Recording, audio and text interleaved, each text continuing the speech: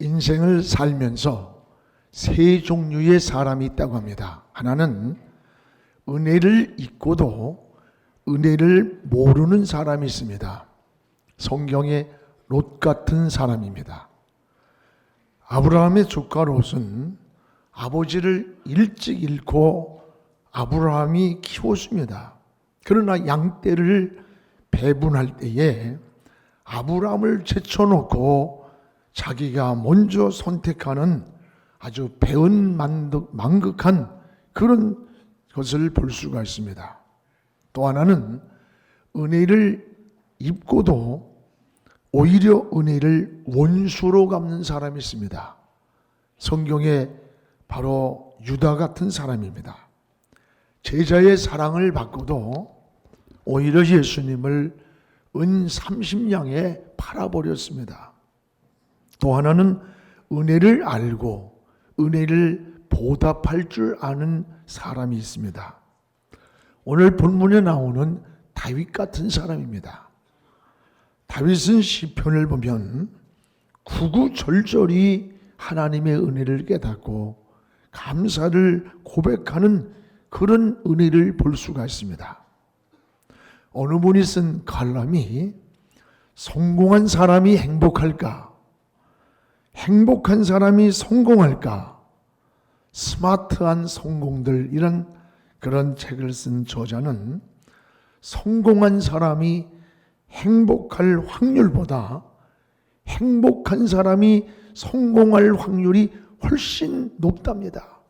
헷갈리는 것 같아요.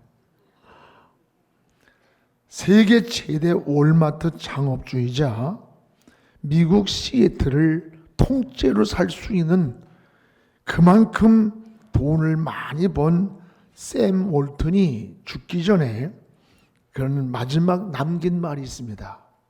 나는 인생을 잘못 살았어. 나는 인생을 잘못 살았다. 라고 하는 말을 남겼습니다. 월마트를 만들고 키우느라 그는 하루를 늘 번잡했습니다. 자기 자식들에 대해서도 아는 바가 거의 없어요. 손주들의 이름도 거의 알지를 못할 정도로 인생을 살아왔는데 마지막 죽음 앞에 이르고 보니까 본질을 놓쳐버린 내 인생은 잘못 살았다라는 고백이에요. 오늘 우리가 이렇게 살고 있지 않는가? 우리 자신을 한번 살펴보면 좋겠어요. 이런 말이 있습니다. 행복하니까 감사한 것이 아니라 감사하니까 행복해진다라는 말이 있습니다. 맞습니다. 가장 행복한 사람은 가장 많이 소유한 사람이 아니라 가장 감사를 깨달아지고 또 감사를 느끼는 사람이 행복한 사람이라는 거예요. 여러분은 좋은 환경이 나에게 오기만 기다리고 있지 마십시오. 오늘 나에게 주어진 환경이 어떤 조건, 어떤 환경이 있든지 오늘 이 환경에서, 이 조건에서 감사를 찾으시기 바랍니다. 우리가 원망이나 불평은요, 우리가 원하지 않아도 마치 길거리의 돌멩이처럼 왜 이렇게 눈에 많이 띄는지 몰라요. 그러나 감사는 땅에 묻혀있는 보화처럼 우리가 캐내지 아니하면 그것이 눈에 보이지가 않는 겁니다. 전 늘 이런 생각을 하면서 하나님께 감사의 기도를 드릴 때가 많습니다. 하나님, 인생을 무에서 출발한다면 모두가 감사한 것으로 느껴져요.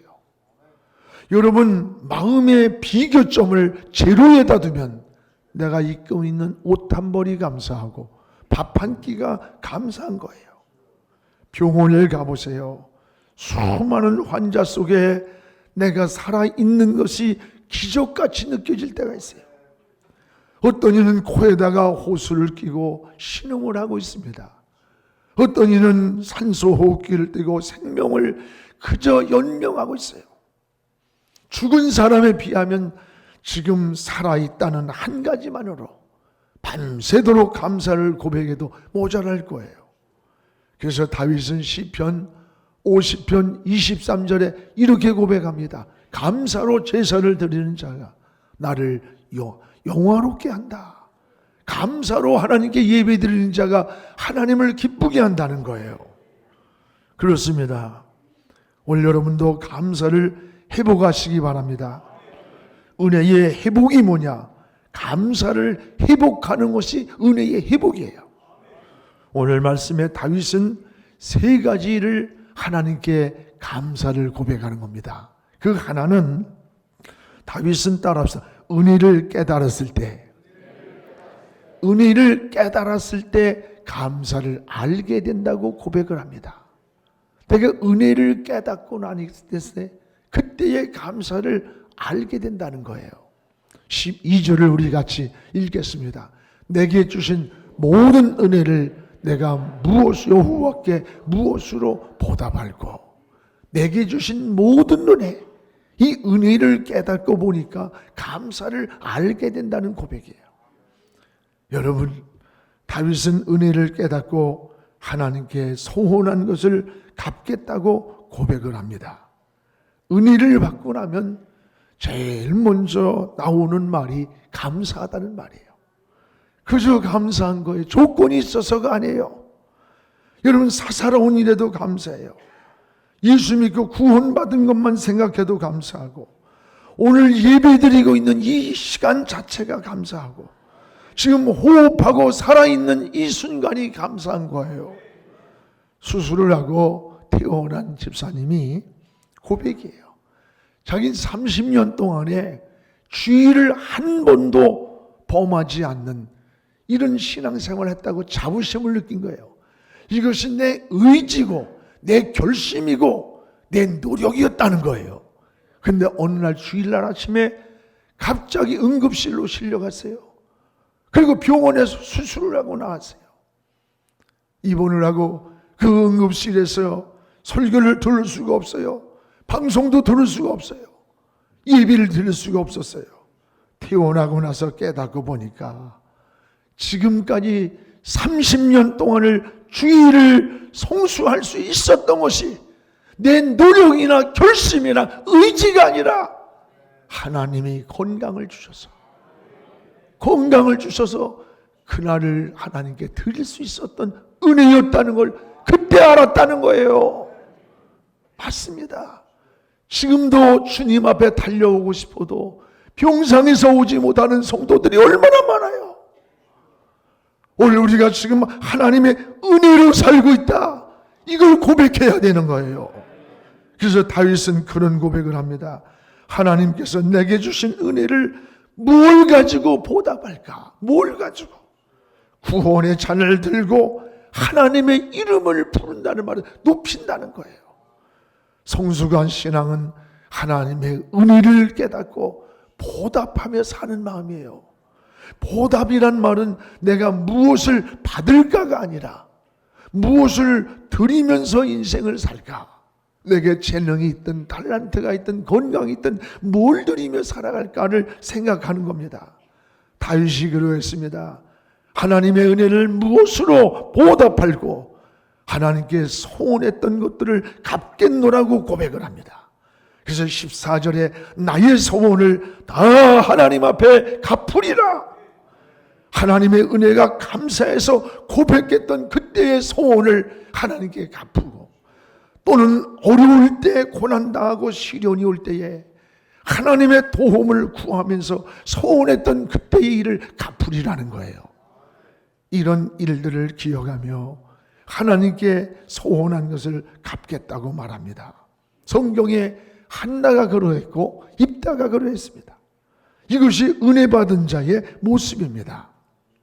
여러분이 잘 아는 록펠러는 가난한 집안에서 태어나서 세계적인 부자가 된 사람이에요. 그는 벌써 31살 때 100만 불의 순이익을 얻었습니다. 43살에 미국의 제일 큰 회사를 소유했습니다. 그리고 10년 후에 억만장자가 되어서 세계 제일의 부호가 되었어요. 그런데 그는 당시에 알로페시아라는 병에 걸렸습니다. 이 병은 머리카락이 다 빠지는 거예요. 눈썹이 다 빠지면서 몸이 말라가며 죽어가는 병입니다. 주치 담당 의사는 이제 1년을 넘기기가 힘들다는 진단을 내렸습니다. 록펠러는 어려울 때에 하나님께 소원했던 것들을 생각하고 그날 밤을 새워 눈물로 기도하면서 내 인생을 다시 재혼신을 다짐하며 기도를 드렸습니다. 그리고 소원한 대로 그는 일생 동안에 4,928개의 교회를 세웠습니다. 그리고 24개의 대학을 세웠습니다. 여러분, 그는 진단과는 아무 상관없이 1년도 살 수 없다는 진단이었지만 그는 98세까지 건강하게 살다가 하나님의 나라로 갔습니다. 엄청난 부를 누리면서도 변절되지 아니하고 신앙을 지켰습니다. 이것은 어머니가 물려준 그런 신앙의 유산이라고 이렇게 고백을 합니다. 그런 말년에 어머니를 기념하면서 세운 교회가 미국에 가보면 그 뉴욕 맨하탄 허드슨 강변에 리버사이드 처치라고 하는 강변교회가 있습니다. 22층의 종탑에서 지금도 12시가 되면 종이 울립니다. 제가 그 교회를 방문했을 때 한국인 차혜정이라는 자매가 거기에 오르간 반주자예요. 이 성전의 봉헌식을 하던 날 기자가 록펠러에게 인터뷰를 했습니다. 회장님은 어떻게 이렇게 엄청난 축복을 받았습니까? 라고 물으니까 그 대답이 저의 어머니의 가난했지만 어머니는 어려서부터 나를 신앙으로 살도록 나를 소원했고 그 신앙을 유산으로 주셨습니다. 그리고 나는 그 신앙을 지켰습니다. 내가 8살 때 교회에 함께 갈 때에 나에게 20센트의 돈을 줬습니다. 250원 지금 우리 돈으로. 그때의 어린 나에게 어머니는 이 250원에 20센트의 돈을 주면서 10가지를 말하며 3가지를 철저히 지키게 했습니다. 하나는 11조를 하나님의 것이다. 내가 쓰지 말고 반드시 하나님께 드리라고 해서 그 20센트의 11조를 드렸다는 거예요. 또 하나는 너는 언제나 앞자리에 앉아 예배자가 되라. 주일을 거룩하게 성수하는 예배자가 되라. 세 번째는 목사님의 말씀에 철저히 순종하여 내 인격을 성숙시켜라. 이 3가지를 유언으로 남겼습니다. 어머니가 물려준 신앙의 유산으로 내가 이렇게 축복을 받았노라고 그는 인터뷰를 했습니다. 그렇습니다. 하나님과의 약속, 하나님과의 언약, 하나님의 약속을 지키는 것이 바로 신앙입니다. 다윗은 하나님께 소원한 것을 반드시 갚으리라고 고백하며 은혜를 보답하는 감사였습니다. 성숙한 신앙은 은혜를 보답하며 사는 거예요. 오늘 하나님의 은혜를 깨달았습니까? 하나님의 은혜를 보답하며 감사하며 사는 우리 모두가 되기를 주의 이름으로 축원합니다. 또 하나 다윗은 따라해요. 고난에서 구원받은 것을 감사했다. 다윗은 고난에서 구원받은 것을 감사하는 고백입니다. 오늘 13절을 우리 같이 읽어보겠습니다. 내가 구원의 잔을 들고 여호와의 이름을 부르며, 구원의 잔을 들고 하나님의 이름을 높이며 그 이름을 부르겠다는 거예요. 여러분, 이 감사가 편안할 때가 아니에요. 역경 중에서 드리는 감사였어요. 우리 8절을 같이 한번 읽어보겠습니다. 주께서 내 영혼을 사망에서, 내 눈을 눈물에서, 내 발을 넘어짐에서 건지셨나이다. 어디서 건졌어요? 사망에서, 눈물에서, 넘어진 자리에서 내 인생을 건졌다는 거예요. 이 건졌다는 말은 끌어내다, 빼내다, 구원했다는 말이에요. 여러분, 자신의 힘으로 도저히 나올 수 없는 환경에서 나를 이끌어 주신 그것이 하나님이라는 거예요. 이것이 구원이에요. 사망에서 건져주신 하나님, 눈물의 골짜기에서 나를 건져주신 하나님, 넘어질 때에 건져주신 하나님이라고 다윗은 고백을 합니다. 오늘 다윗이 드린 감사는 좋은 환경이 아니에요. 편안하고 잘 되는 환경이 아닙니다. 사망 같은 눈물의 골짜기를 치러오면서 드려진 감사예요. 환난과 시험에서 드려진 감사예요. 넘어진 자리에서 고백하는 감사예요. 우리가 많이 부르는 찬송가 549장이 있습니다.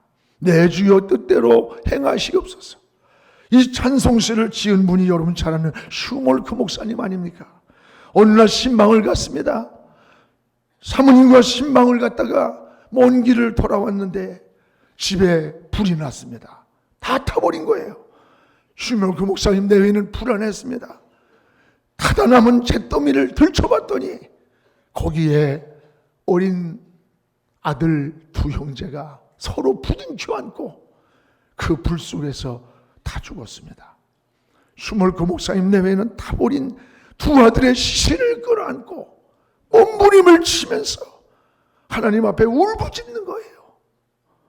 그때 하나님께서 주시는 위로의 시가 우리가 지금 부르고 있는 549장 찬송합니다. 내 주여 뜻대로 행하시옵소서. 온 몸과 영혼을 다 주께 드리니 이 세상 고락간 주인도 하시고 날 주관하셔서 뜻대로 하소서. 내 주여 뜻대로 행하시옵소서. 큰 근심 중에도 낙심하지 말게 하시고 주님도 때로는 울기도 하셨네. 날 주관하셔서 뜻대로 하소서. 내 주여 뜻대로 행하소서. 내 모든 일들을 다 주께 맡기고 저 천성 향하여 고요히 가니니 살든지 죽든지 뜻대로 하소서. 여러분, 도저히 이해할 수 없는 환경, 원망할 수밖에 없는 환경임에도 불구하고 하나님을 생각하면서 인생의 모든 일들을 하나님께 맡긴다는 이 고백을 어떻게 할 수 있어요? 이건 저 천국의 소망이 없이는, 저 하늘나라를 바라보는 구원의 확신이 없이는 도저히 고백할 수 없는 고백이에요. 고백할 수 없는 감사예요. 시편을 보면은 구구절절이 감사와 기도문으로 이루어졌어요. 그 감사하는 그때의 모습이, 기도하는 그때의 환경이 좋은 환경이 아니에요. 시련과 고난과 사망의 골짜기, 눈물의 골짜기, 넘어짐의 골짜기에서 거기에서 하나님을 바라보면서 감사를 드리고 거기서 하나님께 기도했던 거예요. 이 구원에 대한 감사입니다. 우리 그리스도인들의 감사는 여러분 조건 때문도 감사하지만 가장 큰 감사는 내가 예수 그리스도로 말미암아 구원받은 하나님의 자녀가 되고 이 땅의 나그네 길을 청산하는 날 저 영원한 천국으로 간다고 하는 확실한 소망이 있을 때에 우리가 어떤 환경에서도 마지막 죽음 앞에서도 감사하면서 아버지의 나라에 갈 수 있는 거예요. 성경에는 여러분 세 가지 구원이 있습니다. 하나는 영혼의 구원이 있어요. 예수 믿고 하나님의 자녀가 될 때 사망에서 생명으로, 마귀 자녀가 하나님 자녀로 지옥에서 저 천국으로 이렇게 옮겨지는 거예요. 영혼의 구원. 또 하나는 정신적인 구원이 있어요. 근심에서 평안을 얻고 절망에서 소망을 얻고 억압과 불안에서 해방을 받는 게 이 정신적인 구원이에요. 또 하나는 육체적인 구원이에요. 질병에서 고침을 받고 실패해서 회복을 얻고 무너진 삶에서 다시 일어나는 겁니다. 예레미야 33장 6절에도 이 성을 치료하여 낫게 한다. 하나님이 치료해 주신다는 거예요. 하나님은 여러분 영혼만이 아니에요. 이 세 가지를 포함한 전인적인 구원을 주시는 하나님이에요. 영혼과 정신만이 아니에요. 육체만이 아닌 이 모든 삶의 현장을 다 포함한 전인적 구원을 주시는 하나님. 그래서 다윗은 무엇보다 나를 구원해 주신 하나님께 감사를 드렸어요. 바울도 나는 예수 그리스도를 말미암아 구원받은 은혜를 항상 아버지 하나님께 감사한다라고 고백했습니다.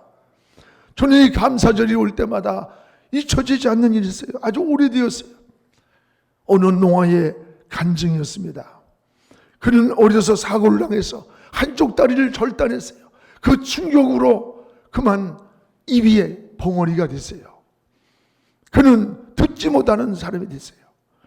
자기를 비관하면서 부모를 원망하고 환경을 원망하면서 자살하려고 몇 번씩이나 자살을 기도했어요. 자고 있는 자기 어머니를 칼로 찌르기도 했다는 거예요. 그런데 농학교에 들어가서 예수님을 만났어요. 주님을 영접했어요. 하나님의 사랑을 깨달았어요. 예수님이 나를 위해 십자가에서 피 흘려주신 그 십자가의 사랑이 자기의 가슴으로 찾아왔어요.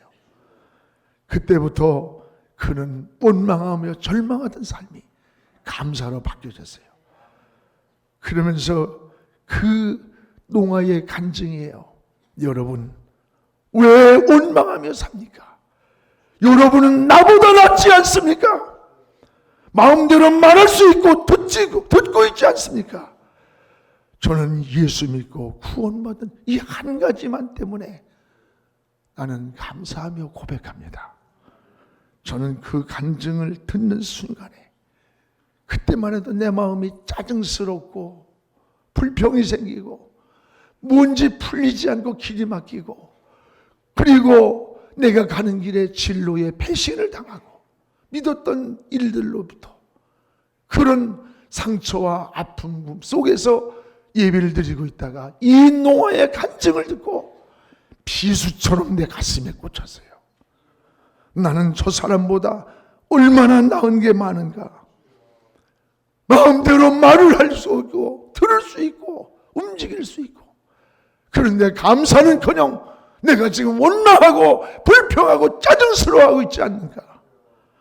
그때에 그 밤에 밤새도록 눈물로 회개하면서 하나님 일생 감사하면서 살고 싶습니다.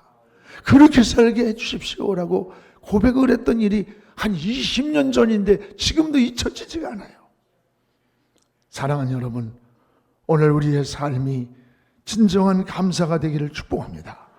예수 그리스도의 피로 구원받아 하나님의 자녀된 것을 감사하는 우리 모두가 되기를 주님의 이름으로 축복을 합니다. 또 하나, 다윗을 보세요. 따라합시다. 죽음 앞에서도 감사하리라. 다윗은 죽음 앞에서도 감사하리라는 고백이에요. 15절을 우리 같이 읽어보겠습니다. 그의 경건한 자들의 죽음은 여호와께서 보시기에 귀중한 것이로다. 경건한 자들의 죽음 자체도 하나님께서 보시기에 귀중한 것이라. 믿음 안에 사는 자는 죽음 앞에서도 감사했습니다. 다윗은 죽음 앞에서도 17절에 보면 내가 주께 감사제를 드리고 하나님의 이름을 부르리라. 이 죽음 앞에서도 하나님께 감사의 제사를 드리며 여호와의 이름을 부르겠다는 고백입니다. 누구나 죽음 앞에서 약해집니다. 죽음이 끝이라고 생각하기 때문입니다. 죽음은 가장 무서운 강적입니다. 죽음 앞에 강한 자가 없습니다. 그런데 죽음이 눈앞에 오는데도 설레이면서 감사하는 자들이 있습니다. 여러분, 사도 바울 아닙니까? 디모데후서 4장 7절 8절에 보면 나는 선한 싸움을 싸우고 나의 달려갈 길 마치고 믿음을 지켰으니 이제 후로는 나를 위하여 의의 면류관이 예비되었다. 그리고 그 의로운 재판장 되시는 하나님께서 나타날 때 나만 아니라 이토록 주를 사모하는 모든 자들에게 그런 은혜를 주실 것이라고 고백합니다. 여러분, 이것이 바로 하나님의 은혜입니다. 성경에 모세가 그랬어요. 신명기 34장 7절에 보면 그는 모세가 죽을 때 나이 120세였으나 그의 눈이 흐리지 아니하였고, 여러분, 눈이 흐리지 않았고 기력이 쇠하지 않았다. 이 모세의 죽음 앞에는 네 가지 특징이 있습니다. 하나는 눈이 흐리지 않았어요. 마지막 120세를 마치는 날에도 육신의 눈이 아니에요. 하나님을 바라보는 신앙의 눈이 어두워지지 않았다는 거예요. 믿음의 눈이 어두워지지 않았다는 거예요. 신앙의 눈이 어두워지지 않은 거예요. 그뿐만 아니라 기력이 쇠하지 않았다. 여러분, 이 말이 뭐예요? 믿음의 신앙을 달려갈 길을 달려가는 데에 지치고 낙심하고 주저앉지 않았다는 거예요. 그리고 10절에 보면 모세와 같은 선지자가 다시 일어나지를 못했다. 다시는. 또 하나는 모세는 하나님을 직접 대면한 자라. 이것이 죽음의 앞에서의 축복이에요. 다윗은 오늘 15절에 경건한 자들의 죽음은 여호와께서 보시기에 귀중한 것이라다. 올해도 여러분 벌써 한 해를 결산하는 추수감사절이 다가왔습니다. 우리는 무엇을 감사해야 합니까? 세 가지로 감사를 고백해야 합니다.